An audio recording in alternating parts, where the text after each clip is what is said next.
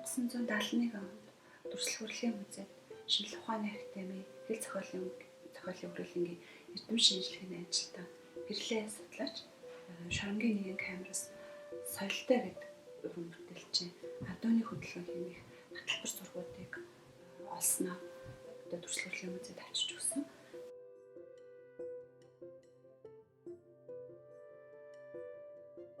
Тэр бүтээлүүдийг хожим хань бид судлан шинжилгээд 1935 онд соёлтой зурсан адууны хөдөлгөөн гэдэг нэртэй бүтээлүүд байсан. Адууны хөдөлгөөнийг олон янзын донч хэлбэртэй, олон янз зохиомжтой зурсан байсан. Мото цаасан дээр хар бих зурсан байна.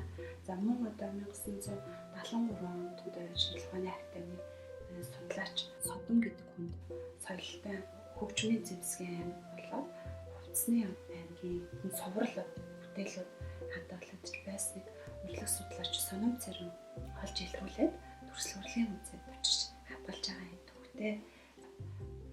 Хүүгийн соёлтой уран бүтээлчийг мөн уулын соёлтой онгойлж нийлдэг. Соёлтой олон төрлийн нэр байгаагаас бид бол бараг улсууд, бараг хүмүүс өөрийнхөө эцгээр онгойлохоос илүүтэйгээр өөрийнхөө уул усны нэрээр онгойлдог байсан гэдэг дуртан зүйтэй баг. За уулын соёлтой, хүүгийн соёлтой гэж алдаршсан соёлтой бүтээлчийн бүтээл. За тэр дундаа соёлтой бүтээлчийн өөрийнхөө бүтээл болоод өөрийнхөө үйл хэрэгээр Дүрслэх урлагийн түүхэнд тэр дундаа Монголын Дүрслэх урлагийн түүхэнд үлдээсэн хувь нэмрийг дуртахгүй өгч болохгүй нэ. За Дүрслэх урлагийн музейд хадгалагдж байгаа соёлтой бүтээлүүдээс гадна өвөр Монгол болоод Хятадд 200 орчим түүний бүтээл байдгаа гэж хожим судлаач нар бичсэн байдаг.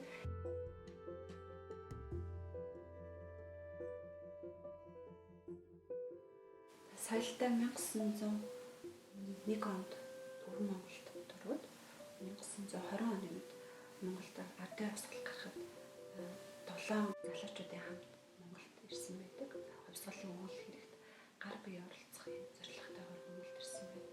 За 1925 онд бүх цэргийн ангийн намын сургуульд 2 жил суралцаад улмаар судар бичгийн хүрээлэнгээс Хятадд зургийн боловсрол эзэмшээд 1928 онд Монголд буцаж ирсэн түүхтэй. За 1928 оноос 1935 он хүртэл хугацаанд зураг урлагийн газар сүүл багшийн дэд сургууль болсон. Багшийн дэд сургуульд зураг урлагийн анги нэгтгэхэд багшилж байсан юм уран бүтээлч.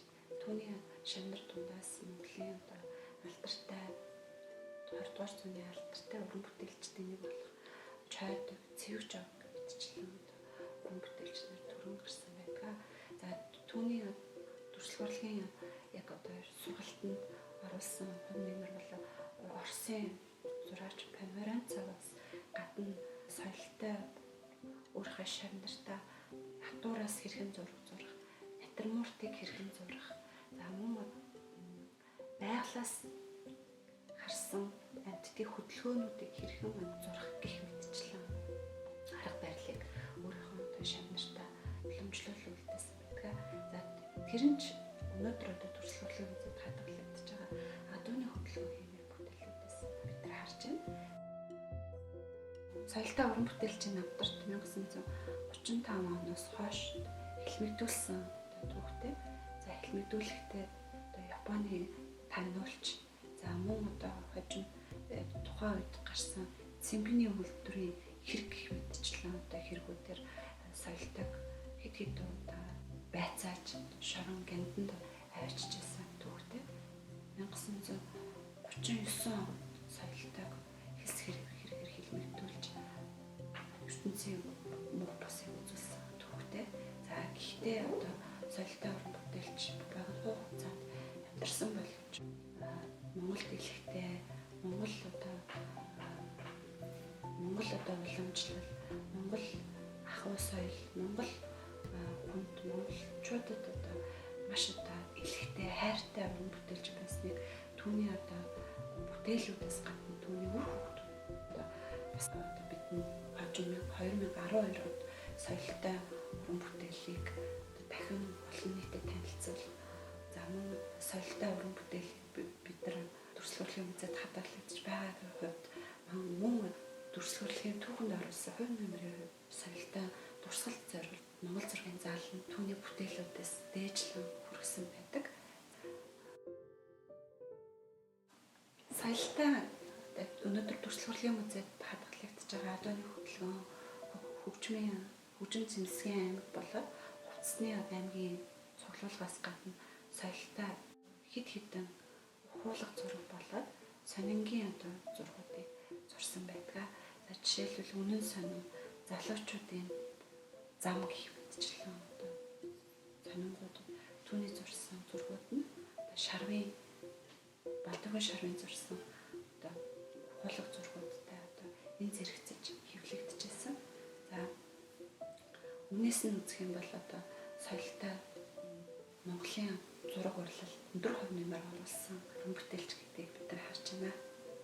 1930-аад оны үед Төв театрын захиалгаар Монгол хувцсны тухай цогц бүтээл гарах байсан нь бэлэлээ олоогүй. Учир нь юу гэхээр одоо өнөөдрийн дүрслэлийн музейд хадгалагдаж байгаа соёлтой Монгол хувцсны зургууд болоод Монгол улсын Төв намын санд өнөөдөр хадгалагдаж байгаа судлаач Бадрахын бичсэн Монгол хувцсны үйлбэр хэмээх бичвэр нь хоёр тусдаа хадгалагдаж ирсэн байна. Эдгээр бүтээгүй номыг 80-аад жилийн хойно судлаач доктор Батнасан, академич Хорлоо, доктор Сувд, Туяа цэцэг нарын эрдэмтэд Чингис хаанаас дээд үеийн өвгдээдсийн Монгол хувцс хэмээх номондоо эмхтгэн цуглуулж соёлтой Монгол хувцсны зураг болоод Бадрахын Монгол хувцсны тухай өгүүлбэр бичвэрийг судалгааны эргэлтэнд оруулсан нь соёлтой судлалд маш том хувь нэмэр оруулсан байна.